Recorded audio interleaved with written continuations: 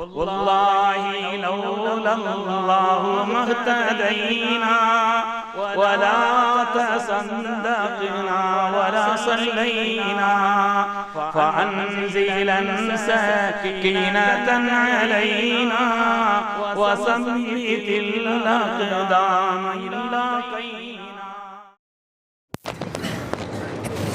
بسم الله الرحمن الرحيم. கண்ணியமிக்க முஃமினீன்களே, நமது உயிரினும் மேலான கண்மணி முஹம்மது ரசூலுல்லாஹி ஸல்லல்லாஹு அலைஹி வஸல்லம் சொன்னார்கள், நல்லர் அல்லாஹு இம்ரஅன் சமிஅ மகாலதி ஃபஹஃபிதஹா வவஅஹா கமா சமிஅஹா. அந்த மனிதனுடைய வாழ்வை அல்லாஹ் செழுமையாக ஆக்கட்டும். சொல்லா துஆ செய்கிறான், அந்த மனிதனுடைய வாழ்வை அல்லாஹ் செழுமையாக ஆக்கட்டும். யார் என்னுடைய சொற்களை கேட்டான், அதை மனனம் செய்தான், எப்படி கேட்டானோ அதுபோல் பாதுகாத்தான். யார் என்னுடைய ஹதீஸுகளை கேட்டு அதை அப்படி மனனம் செய்து நான் சொன்னது போல் அதை பாதுகாக்கிறார்களோ அப்படிப்பட்ட மனிதர்களுக்கு அல்லாஹு தஆலா வாழ்வை செழுமையாக்கட்டும் என்று கண்மணி ரசூலுல்லாஹி ஸல்லல்லாஹு அலைஹி வஸல்லம் துஆ செய்திருக்கிறார்கள் தங்களுடைய ஹஜ்ஜத்துல் வதாயிலே. அருமையானவர்களே, ஹஜ்ரத் ரசூலுல்லாஹி ஸல்லல்லாஹு அலைஹி வஸல்லம் கண்ணியத்தை அல்லாஹ் மேன்மையாக்கி இருப்பது போல் அவருடைய வாழ்வின் ஒவ்வொரு சொற்களும் மகத்துவமானது, கண்ணியமானது, உயர்வானது. அவர்களுக்கு முன்னால் சத்தமிட்டு பேசுவது கூட நாம் செய்யக்கூடிய அமல்களை அழித்துவிடும் என்று குர்ஆன் சொல்கிறது. சாபித் இப்னு கைஸ் இப்னு ஷம்மாஸ்னு ஒரு சஹாபி, அவங்க கொஞ்சம் ஜஹீரு சவுத், கனத்த சத்தம். இந்த ஆயத்து இறங்கினதிலிருந்து பள்ளிக்கே வரலை. அதில் சாபித் ரலியல்லாஹு அன்ஹு பள்ளிக்கே வரலை. ஸல்லல்லாஹு எங்கே சாபித்தை காணலன்னு கேட்டாங்க. அடைச்சிட்டு வாங்கன்னு சொன்னாங்க. வீட்டில் அழுதுகிட்டே இருக்கிறாங்க, அப்படி அமல்களெல்லாம் பாழாக போய் விட்டதுன்னு அழுகிறாங்க. என்னன்னு கேட்டாங்க. ஐயமே ஜஹீரு சவுத், கனத்த சத்தம், நான் பேசினா பல பேருக்கு கேட்குது, உங்கள் முன்னால் சத்தம் போட்டு பேசக்கூடாதுன்னு அல்லாஹ் தஆலா குர்ஆன் ஷரீஃபில் சொல்கிறான். அப்படி பேசினால் அன் தஹ்மத அமானுக்கும் அன்தும் லா தஷ்உரூன், நீங்களே அறியாமல் உங்களுடைய அமல்களெல்லாம் அழிந்து போய்விடும் என்று சொல்கிறான்.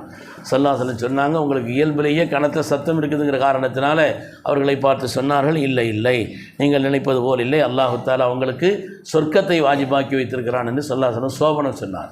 அருமையானவர்களே, ஸல்லல்லாஹு அலைஹி வஸல்லம் முன்னால் சத்தம் போடக்கூடாதுங்கிற அந்த சட்டம் இன்றைக்கும் தொடர்கிறது. இன்றும் மஸ்ஜிது நபவியிலே ஸல்லல்லாஹு அலைஹி வஸல்லம் திருமுன்னிலையில் இருந்தால் சத்தம் போடக்கூடாது, அமைதியாக தான் இருக்கணும். அங்கிருந்து சத்தம் போட்டு பேசுவது என்பது இருக்கிறதே, அந்த குர்ஆனுடைய ஆயத்தினுடைய சட்டம் நமக்கு தொடர்கிறதுன்னு சொல்கிறாங்க. ஏன்னா உமர் ரலியல்லாஹு காலகட்டத்தில் ஒரு 2 பேர் அந்த இடத்துல இருந்து சட்டம் போட்டு பேசிக்கிட்டு இருந்தாங்க, சத்தம் போட்டு பேசிக்கிட்டு இருந்தாங்க. உமர் ரலியல்லாஹு அவர்களை அழைத்தார்கள். சொன்னார்கள், யார் என்ன இதுன்னு விசாரித்தாங்க. நாங்கள் தாயிஃபிலிருந்து வந்திருக்கிறோம். லவ் குன்துமா மின் நஹலில் மதீனா, நீங்கள் மதீனாவாசிகளாக மாத்திரம் இருந்திருந்தால் லவ் ஜஅத்துக்குமா லர்பா, அடித்து உங்களை நான் வேதனைப்படுத்தியிருப்பேன்னு சொன்னாங்க. சூருடைய முன்னிலையில் சத்தம் போடுறீங்க என்று கேட்டார். அதனால் அல்லாஹு தஆலாவுடைய ரசூலின் முன்னிலையில் எப்படிப்பட்ட ஒரு கண்ணியமான முறையில் நடந்து கொள்ள வேண்டும் என்று அல்லாஹு தஆலா சொல்கிறானோ அது மாதிரி தான் அவர்கள் சொன்ன ஒரு ஹதீஸை நமக்கு விளங்குதோ விளங்கலையோ, நம்முடைய அறிவுக்கு புலப்படுகிறதோ இல்லையோ, அதிலே கடும் வார்த்தைகளை பயன்படுத்துவது, என்னுடைய அறிவுக்கு முரண் என்று சொல்வது, அதிலே தேவையில்லாத விமர்சனங்களை செய்வதற்கிறதே, அது கடுமையாக எச்சரிக்கப்பட்டிருக்கிறது.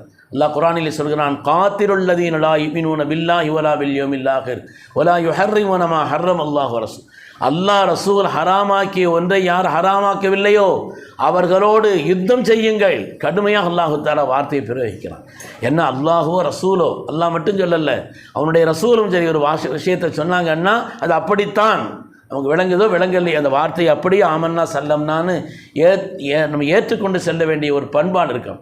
இன்றைக்குள்ள நிலைகளில் இன்றைக்கி வந்த குறிப்பாக அந்த தமிழகத்தில் வந்த சில இயக்கங்கள் எல்லாம் சில ஹதீஸுகளையும் மறுக்கிறார்கள். தெளிவான ஹதீஸ், ரொம்ப தெளிவான ஹதீஸ். உதாரணமாக ஹஜ்ரத் இப்ராஹிம் அலைஹிஸ்ஸலாம் அவர்கள் தங்களுடைய வாழ்க்கையில் 3 பொய் தான் சொன்னாங்கன்னு ஹதீஸில் வருது.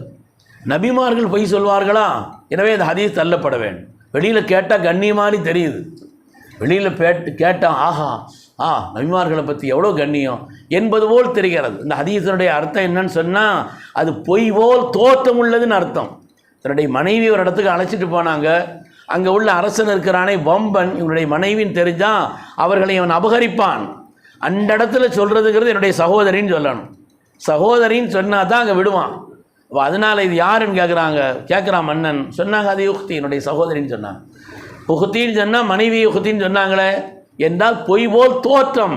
துன்யாவில் எல்லா முஸ்லீமும் முஸ்லீமத்தும் சகோதரி தானே. அந்த அடிப்படையில் பார்க்கும்பொழுது பிரச்சனை இல்லை. ஒரு நிர்பந்தத்திற்காக அவங்க சொன்னாங்க, அது பொய் போல் தோற்றமுள்ளது என்ற கண்ணோட்டத்தில் வைத்து நாம் அந்த ஹதீஸ் எடுக்கணுமே தவிர இது பொய் நபிமார்கள் சொல்லக்கூடாது, நபிமார்கள் சொன்னாங்கன்னு ஹதீஸில் வருதுன்னா எவ்வளோ தெளிந்த ஹதீஸாக இருந்தால் அதை தள்ளணும் என்று சொன்னால் அருமையானவர்களே, ஒவ்வொரு ஆட்களுடைய அறிவுக்கும் ஒன்று புலப்படும். இவருக்கு சரின்னு தெரியும், அவருக்கு தப்புன்னு தெரியும். ஒரு யாருடைய அறிவை வைத்து அளப்பது, யாருடைய அறிவை வைத்து அளப்பதுங்கிறத நம்ம யோசிக்கணும். அருமையான பெருமக்களே, ஸல்லல்லாஹு அலைஹி வஸல்லம் அல்லாஹு தஆலா எல்லா ஞானத்தையும் கொடுத்துருக்கிறான். ஒரு நாள் அசர் தொழுகை 2 ரக்காத் தொழு வச்சுட்டாங்க. ஸல்லல்லாஹு அலைஹி வஸல்லம் அசர் தொழுகை 2 ரக்காத் தொழு வச்சாங்க. சஹாபிகள் முடித்தவொன்னே கேட்டாங்க, எப்படி கேட்குறது? குசிரத்து ஸலாத்தம் நசீத யா ரசூலல்லாஹ், தொழுகை இன்னையிலேருந்து அசர் தொழுகை 2 ரக்காத் ஆக்கப்பட்டுருச்சா, அது தாங்க மறந்துட்டீங்களா நாயகமேன்னு கேட்டாங்க. இன்னையிலேருந்து அசர் 2 ரக்காத் ஆக்கப்பட்டுருச்சா, அது மறந்துட்டீங்களான்னு கேட்டாங்க. என்ன அல்லாஹோ ரசூல் ஒரு விஷயத்தை சட்டத்தை நடைமுறைப்படுத்தினாங்கன்னா அது சட்டம். சொன்னாங்க நான் மறக்கலைன்னு சொன்னாங்க. மறக்கலைன்னா என்ன அர்த்தம்? 2 ரக்காத் அன்னையிலிருந்து நான் மறக்கவில்லை என்று சொன்னார். சொல்லிட்டு சொன்னாங்க, பல் உன்சா, நான் மறக்கடிக்கப்பட்டேன்னு சொன்னாங்க. எனக்கு எந்த விதமான மறதியும் அப்படிப்பட்ட ஒரு நிலையும் இல்லை. ஆனால் ஒரு இடத்துல ஒரு விஷயத்தை மறந்துட்டா என்ன செய்யணும் என்று என் ரப்பு சட்டம் சொல்வதற்காக வேண்டி நான் மறக்கடிக்கப்பட்டேன்னு சொன்னான். ஒரு ஹதீஸை எந்த கண்ணோட்டத்தில் இருக்குதோ அந்த கண்ணோட்டத்தில் பார்க்க வேண்டுமே அல்லாது அதனுடைய நிலையை நாம் முரண்படுவதோ விமர்சிப்பதோ அறிவுக்கு முரண் என்று சொல்வதோ தேவையில்லாத வார்த்தைகளை அதிலே கனத்த வார்த்தைகளை பேசுவதோ ஸல்லல்லாஹு கண்ணிய உள்ளத்திலிருந்து எடுபட்டு விடும் என்பது மாத்திரமல்ல, மார்க்கத்தில் அவர்கள் விஷயத்தில் கடுமையாக எச்சரிக்கப்பட்டிருக்கிறது என்பதை பார்க்கிறோம். ஸல்லல்லாஹு எவ்வளவு கண்ணியமானவர்களோ, எவ்வளோ மேன்மையானவர்களோ, எவ்வளோ நாம் அவர்களை மேன்மைப்படுத்த வேண்டும், அது மாதிரி அவங்களுடைய வார்த்தை ஒன்று சொல்லாச்சுன்னா அது அப்படியே கட்டுப்பட்டோம், அது அப்படியே கட்டுப்பட வேண்டும். உதவியால் சொன்னாங்க, எல்லாரும் திரும்புங்க. அவங்களுக்கெல்லாம் மனசு சங்கடமாக இருக்குது. மதீனாவிலிருந்து உம்ராவுக்காண்டி வந்திருக்கிறோம், மக்காவுக்கு பக்கத்தில் வந்துட்டோம், நம்முடைய சொந்த ஊர், எஹ்ராம் அணிந்து பாக்கியமான நிலையில் நாம் வந்திருக்கிறோம், சண்டை போடவோ வேறு எதுவுமே வரல, இவ்வளோ பக்கத்தில் வந்த பிறகு திரும்பி போக சொல்கிறாங்களே. சொல்லாதனாங்க திரும்பிக்கிறோம் அப்படின்னு சொன்னாங்க. அப்போ ஹதரத் ரசூலுல்லாஹி ஸல்லல்லாஹு அலைஹி வஸல்லம் இடத்துல உமர் ரலியல்லாஹு அன்ஹு கேட்டாங்க, நாயகமே இது என்ன விஷயம், நம்ம என்ன கோழைகளா இப்படி திரும்பணுமாங்கிற மாதிரி கேட்டாங்க. முதல்ல அவங்களுக்கு தாங்க முடியல, சித்திகுல் அக்பர் கேட்டாங்க. சித்திகுல் அக்பர் வச்சுருக்காங்க, ஹுவ ரசூலுல்லாஹ், அவங்க ரசூலுல்லாஹ்னு சொல்லிட்டாங்க. ஸல்லல்லாஹு சொன்னாங்கன்னா கேட்டுக்கிற வேண்டியது, அவ்வளவுதான். எனக்கு பிடிக்குது உங்களுக்கு பிடிக்குதுங்கிறதெல்லாம் அல்ல, அவங்க சொன்னால் கேட்டுக்கிறணும். ஆனாலும் உமர் ரலியல்லாஹு அன்ஹு தாங்க முடியல, ஏன்னா பெரிய வீரர் அவங்க. அதனால அதற்கு ரசூலுல்லாஹி ஸல்லல்லாஹு அலைஹி வஸல்லம் போய் கேட்டாங்க, யார் ரசூலல்லாஹ் நாம் இப்படி பணிஞ்சு போகணுமான்னு கேட்டாங்க. ஸல்லல்லாஹு அலைஹி எந்த பதில் சொன்னாலும் ஒரு நாள் திருப்தி ஆகாத அவங்க சொன்னாங்க, ஆனால் ரசூலுல்லாஹ்னா நான் அல்லாஹ்வுடைய ரசூல் என்றால் ரப்பின் கட்டளையின் பிரகாரம் என்னுடைய ஒவ்வொரு செயல்களும் சொற்களும் அமைந்திருக்கிறது என்பதுதான் அதனுடைய அர்த்தம். மா என்திகானில் ஹவா இன் ஹுவ இல்லா வஹி யூஹா, உங்க பேசினால் அது வஹின்னு அல்லாஹ் சொல், பேசினால் வஹி என்று சொல்கிறான். எனவே ஸல்லல்லாஹு அலைஹி எவ்வளோ கண்ணியமானவர்களோ அது மாதிரி அவங்களுடைய ஹதீஸுகளையும் கேட்டால் நமக்கு விளங்குதோ விளங்கலையோ விளக்கத்துக்காக வேண்டி யார்ட்டையும் கேட்டுக்கிறலாமே தவிர அதை மறுப்பதோ கடும் வார்த்தைகளை பேசுவதோ விமர்சனங்கள் செய்வதோ அதில் கண்ணிய குறைவான சொற்களை உபயோகிப்பதோ மார்க்கம் கடுமையாக எச்சரிக்கிறதுங்கிறத கவனத்தில் வைத்துக் கொள்ள வேண்டும். அல்லாஹ் சுப்ஹானஹு வ தஆலா ஸல்லல்லாஹு அலைஹி வஸல்லம் கண்ணியத்தை உணரும் நசீபை தந்தருள்வானா. அவர்கள் நமக்கு சொல்லித்தந்த ஹதீஸுகளை பாதுகாத்து அதன் வழியாக வாழ்க்கை செழுமையாகும் என்று துவா செய்தார்களே, அந்த துவாவுக்கு அருகதை உள்ளவர்களாக அல்லாஹ் நம் எல்லோரையும் ஆக்கி அருள்வானாக. ஆமீன் ஆமீன் யா ரப்பல் ஆலமீன். வ ஆகிரு தஅவானா அனில் ஹம்துலில்லாஹி ரப்பில் ஆலமீன்.